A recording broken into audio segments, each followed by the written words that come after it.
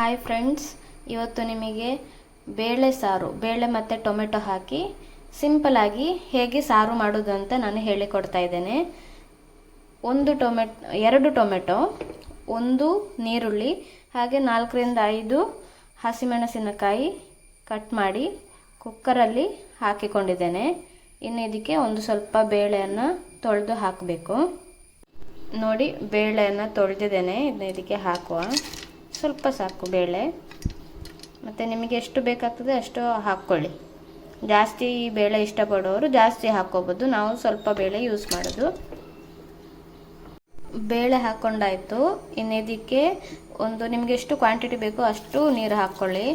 ನಾನೀಗ 4-5 ಗ್ಲಾಸ್ ಅಷ್ಟು ನೀರು ಹಾಕ್ಕೊಳ್ತೇನೆ. ನಾವಿವತ್ತೊಂದು 5 ಜನ ಇದ್ದೇವೆ ಊಟಕ್ಕೆ, ಅದಕ್ಕೋಸ್ಕರ ಅಷ್ಟು ಕ್ವಾಂಟಿಟಿ ಬೇಕಾಗ್ತದೆ. 4-5 ಗ್ಲಾಸ್ ನೀರು ಹಾಕ್ಕೊಳ್ತಾ ಇದ್ದೇನೆ. ಇನ್ನು ಕುಕ್ಕರಿದ್ದು ಮುಚ್ಚಳ ಮುಚ್ಚಿ ವಿಸಿಲ್ ಹಾಕಿ 5 ವಿಸಿಲ್ ಮಾಡಬೇಕು.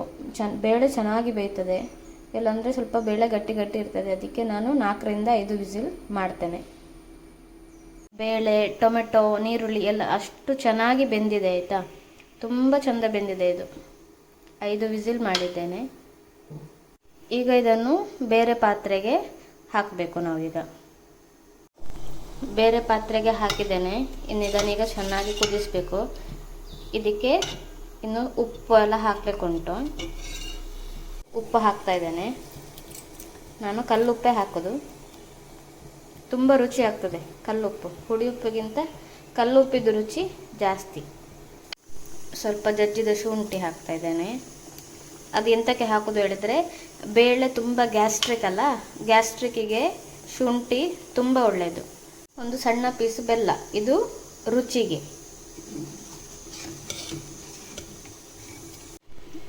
ಈಗ ಇದು ರೆಡಿಯಾಗಿದೆ. ಇದಕ್ಕೆ ಇವಾಗ ಒಗ್ಗರಣೆ ಹಾಕುವ. ಒಗ್ಗರಣೆಗೆ ಒಂದು ಬಾಣಲೆಗೆ ಎಣ್ಣೆ ಹಾಕಬೇಕು. ಅದಕ್ಕೆ ಒಂದು ಕುಮಟೆ ಮೆಣಸು ಹಾಕಬೇಕು, ಬಾಡಿಗೆ ಮೆಣಸು, ಮತ್ತು ಸಾಸಿವೆ ಹಾಕಬೇಕು. ಸಾಸಿವೆ ಆದಮೇಲೆ ಅದಕ್ಕೆ ಬೇವು ಸೊಪ್ಪು ಹಾಕಬೇಕು. ಆಮೇಲೆ ಒಗ್ಗರಣೆ ಹಾಕಿ.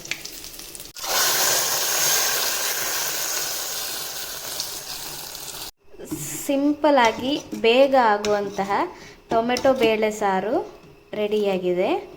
ನೀವಿನ್ನೂ ಇದಕ್ಕೆ ಉಪ್ಪು ಕಡಿಮೆ ಆದರೆ ಉಪ್ಪು ಹಾಕ್ಕೋಬೋದು. ತುಂಬ ಟೇಸ್ಟಾಗಿರುತ್ತೆ. ಮಾಡಿ ನೋಡಿ ಮನೆಯಲ್ಲಿ. ಹಾಗೆ ನನ್ನ ಯೂಟ್ಯೂಬ್ ಚಾನಲ್ ಫಸ್ಟ್ ಟೈಮ್ ನೋಡೋದಾದರೆ ಸಬ್ಸ್ಕ್ರೈಬ್ ಮಾಡಿ, ಹಾಗೆ ಶೇರ್ ಮಾಡಿ, ಲೈಕ್ ಮಾಡಿ. Thank you.